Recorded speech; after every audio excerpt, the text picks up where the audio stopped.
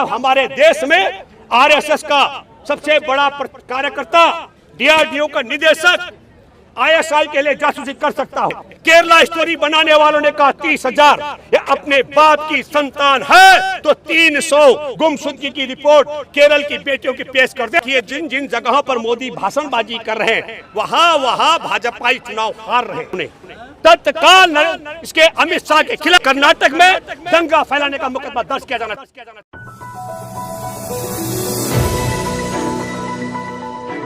Supreme court में बैठे जजों से अपील करता हूं, लापता होती हो गुजरात की बेटियां, राष्ट्रीय अपराध ब्यूरो की रिपोर्ट के मुताबिक एफआईआर दर्ज हो हर थाने में 41,621 की, तब मैं कहना चाहता हूं सुप्रीम कोर्ट में बैठे मुख्य न्यायाधीश जी, तमाम जिन जजों ने इसकी सुनवाई की उनसे मैं अपील करता हूं, आप कहें तो मैं 41,621 गुजरात की बेटियों की लापता की एफआईआर की सूची पूरी कॉपियां सुप्रीम कोर्ट में पेश करने की ताकत रखता हूं। आप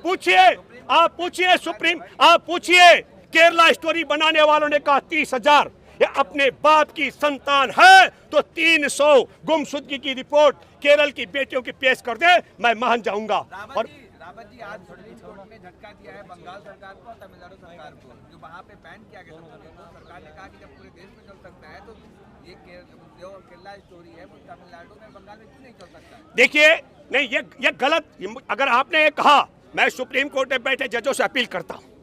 हम कह रहे हैं, हाँ, एक मिनट सुनिए, हम ये कह रहे हैं कि ये जो सवाल खड़ा कर रहे हैं कहाँ दिखाया जा सकता है, नहीं दिखाया जा सकता है, ये ठीक आपको बताना चाहता हूँ कहाँ। अरे भाई उत्तर प्रदेश टैक्स फ्री कर दिया, इसके पीछे रुचि की बात भी मैं कर रहा हूँ।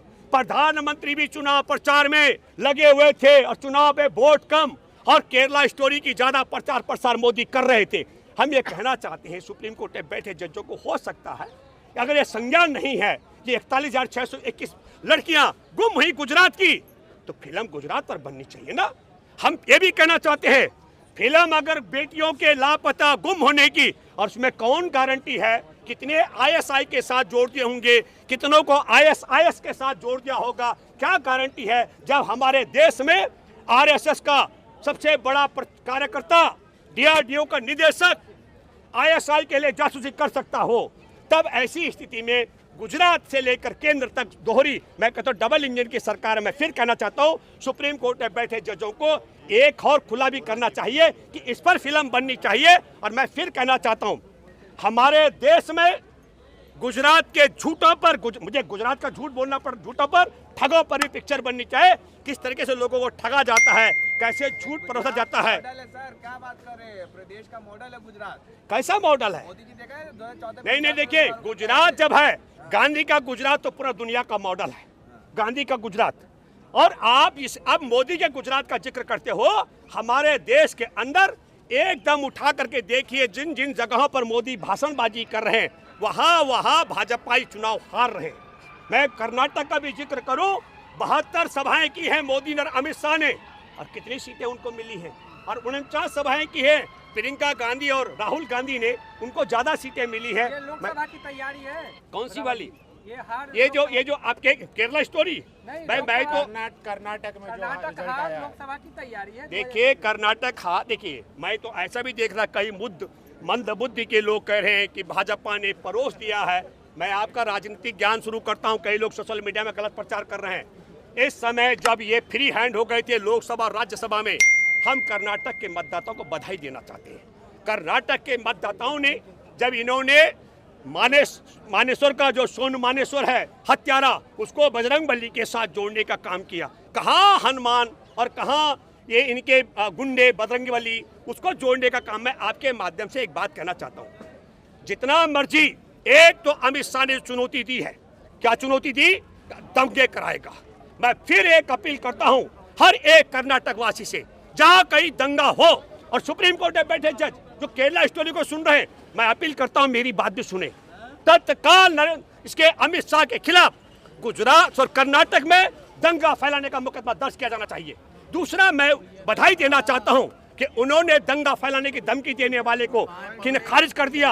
और हमारे देश के अंदर जिस प्रकार की जिम्मेवारी कर्नाटक ने निभाई है, हमको लगता है दूसरा काम जो बड़ी ताकत के साथ, किसने कहा हमारे देश में कांग्रेस ने दावा किया वह बजरंग दल पर प्रतिबंध लगाने वाला है।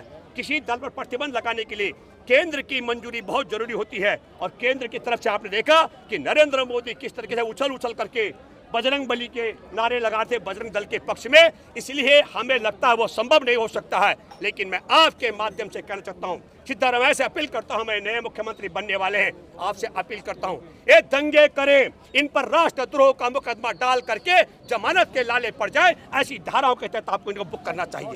ये मैं आपसे कहता हूँ।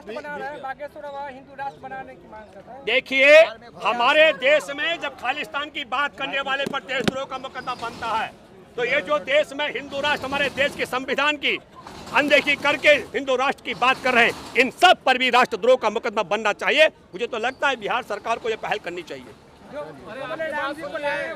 अरे भैया सुनो, इनको अब राम ने भी लात मार दी, हनुमान ने भी लात मार दी, अब वो चले गए। एक जादूगर है, उससे बढ़िया एक लड़की है, उस लड़की ने क्या कहा, वो लड़की क्या नाम है उसका, अरे एक वो जादू देखती है वो सुहानी ने बहुत अच्छी बात कही। सुहानी ने कहा कि देखो ये फेस रीडर का मामला है, अब ये फेस रीडर इनके लिए भगवान राम और बजरंग बली से ऊपर हो गया। बिहार के लोगों से मैं अपील करता हूं, ये राम तुम्हारा दामाद भी है, ये नहीं भूलना चाहिए। एक इन्होंने पाप किया, जय सिया राम होता है, इन्होंने सिया को राम से अलग किया और अब इन्होंने अपने से राम और हनुमान को ही जुदा कर दिया, क्योंकि राम ने और हनुमान ने इनको धोखा दे दिया है। अब इनके अब धीरेन्द्र के शरण में चले गए। वो एक जादूगर आदमी है, वो जादू टोना करके जो कुछ कर दिखाता है उससे कहीं कह दे की बात सुहानी करती है। सुहानी दावा करती है कि मैं आपका जादू टोना करने से 10 लाख की भीड़। देखिए आप सुनो, आप एक बात समझिए, 10 लाख की भीड़ जनता ने नहीं खड़ी की है। RSS और बीजेपी के पास प्रतिष्ठा का सवाल है, तमाम बुड़बक लोगों को इकट्ठा किया जा रहा है। आपको बता रहा हूँ, एक बात बता दूं, मैं जो शब्द कह रहा हूँ, एक भी बुद्धिमान व्यक्ति इन बाबाओं का भक्त नहीं हो सकता है। आप समझ रहे हैं ना? अरे ये नया आसाराम बना रहे हैं उसे, अब वही आसाराम था पहले, जिस आसाराम को बुलाने के लिए 8-10 कुंवारी कन्याएं स्विमिंग पूल में उसे नहलाती थी। और बाद में आपको पता है कि आसाराम ने क्या क्या किया, वो आप सबके सामने। मुझे लगता है RSS बीजेपी वाले एक नया आसाराम बनाकर चुनाव के लिए मैं सुनो, आसाराम एक नया बना करके और अपना 2024 का रास्ता बना रहे। इन्होंने राम और हनुमान को ठोकर मार के उस एक जादूगर को आगे किया है। ये जनता को तय करना है कि इनके राम का, इनके हनुमान का अपमान करने वाले सिया का, बिहार की जनता की बात कर रहा हूँ, सिया का अपमान करने वाले को आप लोगों को दुख करना चाहिए। बाबा रामदेव कहाँ है आजकल? अरे मैंने कह दिया आपको, ये बदल गया। आसाराम जेल में अगली बार धीरेन्द्र जाएगा ना, चिंता क्यों कर रहे हो, घबरा के? कहाँ है आजकल? हाँ जी, बाबा रामदेव अपना धंधा कर रहा, दुकानदारी चला रहा बढ़िया तरीके से। स्टोरी के लिए में 32,000 आंकड़ों के लिए डिस्क्लेमर लगेगा। क्या कह रहे हैं आप? आंकड़ा फर्जी है 32,000 का केरल स्टोरी। मैंने आपसे कहा भैया आप कम सुनते हैं। हमने कहा कि मैं चैलेंज करता हूं नरेंद्र मोदी को, मोहन भागवत को, इनके तमाम गुर्गों को, तुम अगर अपने बाप की औलाद हो तो तुम 300 FIR दिखा दो केरल की बेटियों की गुमशुदगी की। मैं 41,621 FIR दिखाता हूं गुजरात की, ठीक है?